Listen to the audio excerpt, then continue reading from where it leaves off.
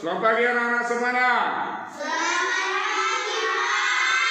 Terima kasih. Hari ini kita mulai pembelajaran tatap muka jarak jauh terbatas. Karena kita berada di zona hijau, maka kita tatap muka 25% ya.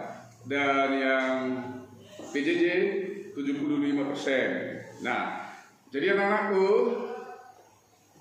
mari kita mulai pelajaran kita supaya suara Bapak lebih jelas. Kalau buka dulu maskernya, karena jarak kita cukup jauh. Jadi supaya suara Bapak lebih jelas dalam menyampaikan pelajaran ini, mari lihat buku LKS-nya dulu. Karena kita sudah mau ujian tengah semester LKS, yakni mengenai menemukan gagasan pokok dalam teks. Lihat bukumu halaman 5. Halaman 5 ya. Halaman berapa anak? 5. Terima kasih. Jadi kita mendengarkan, Bapak akan menerangkan tentang menemukan gagasan pokok dalam teks. Anak-anak, paragraf masih ingat? Baik, adalah merupakan rangkaian kalimat yang disusun secara berurutan. Disusun secara bagaimana, nak? Berurutan sehingga membentuk satu pikiran utama. Jadi setiap ada paragraf, pikiran utamanya hanya satu. Kalimat satu dengan kalimat lain dalam sebuah paragraf itu saling berkaitan. Berkaitan maksudnya berhubungan, tidak lari. Pembicaraannya di dalam sebuah paragraf itu antara kalimat yang satu dengan kalimat lainnya saling berkaitan. Ya Nana? Jadi paragraf itu harus padu. Nah, Bapak lanjutkan anak-anak semuanya. Sebuah paragraf tersusun dari unsur-unsur tertentu yang mempunyai fungsi berbeda. Ingat, fungsi berbeda. Unsur tersebut adalah gagasan pokok dan gagasan pengembang. Jadi di dalam sebuah paragraf terdapat gagasan pokok. Terdapat apa anak-anak?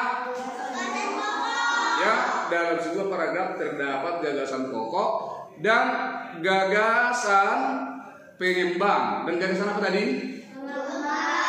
Jadi anak-anak semuanya, bahwa satu paragraf itu bisa beberapa kalimat, pasti di dalamnya ada gagasan pokok. Gagasan pokok hanya satu, gagasan pengembangnya boleh beberapa kalimat. Tapi ingat, tadi harus saling berkaitan ya. Antara kalimat yang satu di dalam sebuah paragraf dengan kalimat lainnya itu dia harus berkaitan. Oke anak-anak? Nah, apa pengertian gagasan pokok? Ini dia. Gagasan pokok adalah gagasan yang terdapat di dalam kalimat utama. Jadi gagasan yang terdapat di dalam kalimat utama itulah gagasan pokok. Nama lain gagasan pokok apa? Pernah kau dengar? Gagasan pokok itu disebut juga ide pokok. Disebut apa? Ide pokok. Disebut juga ide utama. Disebut apa? Atau gagasan utama atau apa anak? Gagasan utama. Jadi itu sama itu. Nah, baik. Nah, gagasan pokok biasanya terdapat pada kalimat utama. Hafal ya? Gagasan pokok rupanya terdapat pada kalimat utama. Sekali lagi, pada apa terdapat gagasan pokok anak-anak? Lihat ke sini nah. Pada apa? Pada kalimat utama. Jadi anak-anakku, inilah ciri-ciri kalimat utama. Dengarkan baik-baik supaya mengerti ciri-cirinya. Kalimat utama itu bersifat lebih umum dari kalimat lainnya. Jadi kalau kita melihat kalimat utama, mana yang lebih umum dari kalimat lain, itulah ciri kalimat utama. Yang kedua, biasanya kalimat utama terletak di awal atau di akhir kalimat. Sering sekali kalau dalam sebuah paragraf itu kalimat utamanya terdapat di awal paragraf itu. Tapi ada juga yang terdapat di akhir kalimat. Ya, oke. Ini dia, semua perhatikan dan mendengar, simak supaya mudah ditangkap. Nah, sekarang kita sudah mengerti tentang gagasan pokok. Sekarang mari kita bahas tentang gagasan pendukung. Ya, Nana, di dalam sebuah paragraf tadi terdapat gagasan pokok dan gagasan pendukung. Nah, gagasan pokok adalah gagasan yang terdapat di dalam kalimat utama. Nah, sedangkan gagasan pendukung adalah gagasan yang berfungsi memperjelas gagasan utama. Jadi pendukung dia. Gagasan pendukung itu berfungsi ya untuk memperjelas gagasan utama. Jadi gagasan pokok itu adalah merupakan gagasan yang terdapat dalam kalimat utama. Jadi ada gagasan pendukung yang berfungsi memperjelas gagasan utama ini kan. Jadi anak gagasan penjelas pada umumnya terdiri lebih dari satu kalimat. Tadi sudah Bapak katakan, boleh 3 kalimat, 4 kalimat dan seterusnya. Namun satu tetap gagasan utama atau gagasan pokok atau ide utama atau ide pokoknya. Karena itu bahasa yang sama, itu sebutan dari gagasan pokok anak-anak. Nah, ini dia. Pada umumnya ya gagasan penjelas terdiri lebih dari satu kalimat, bisa 2, 3, 4 dan seterusnya. Tadi sudah Bapak jelaskan. Gagasan pendukung apa tadi anak-anak?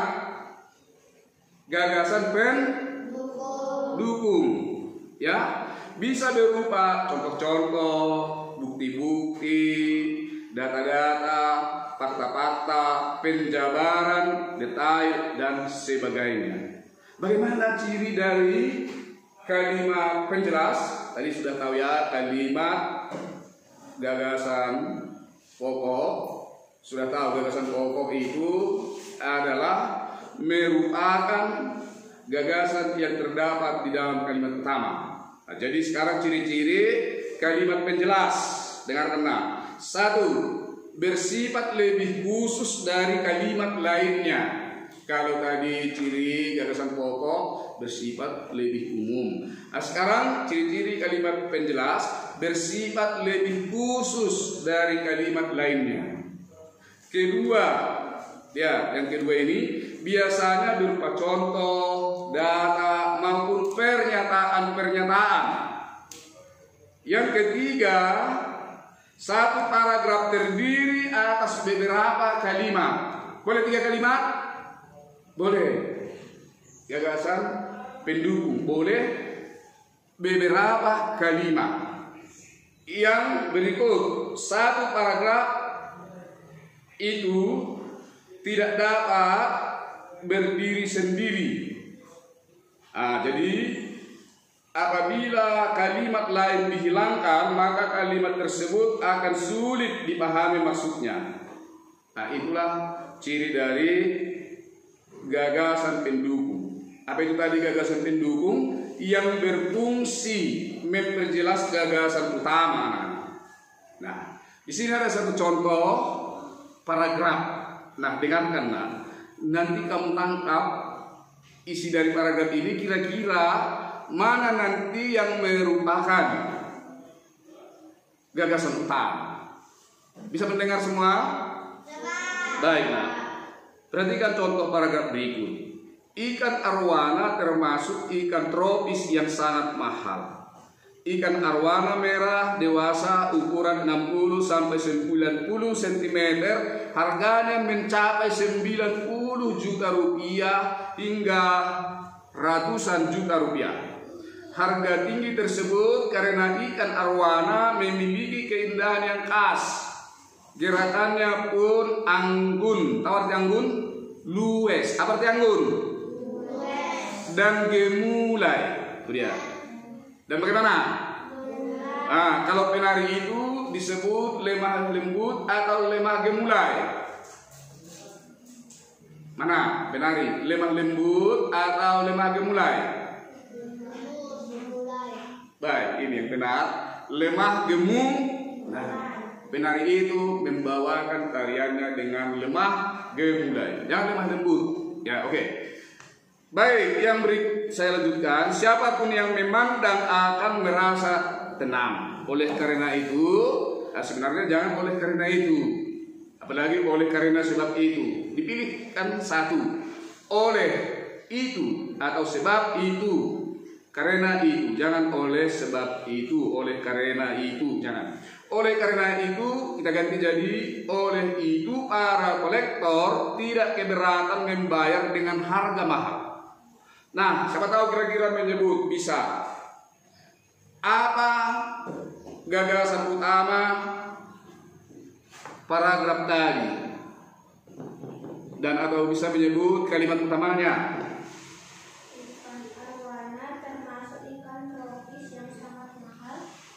Baik, 100. Tepuk tangan dulu untuk dia. Ayo, semangat. Kita. Itulah anak-anak, dengarlah. Kalimat pertama, yaitu ikan arwana termasuk ikan tropis yang mahal. Nah, itulah gagasan utamanya. Sedangkan gagasan pendukung paragraf tersebut, kalimat yang lainnya itulah. Ya, anak? Oke, kita lanjut.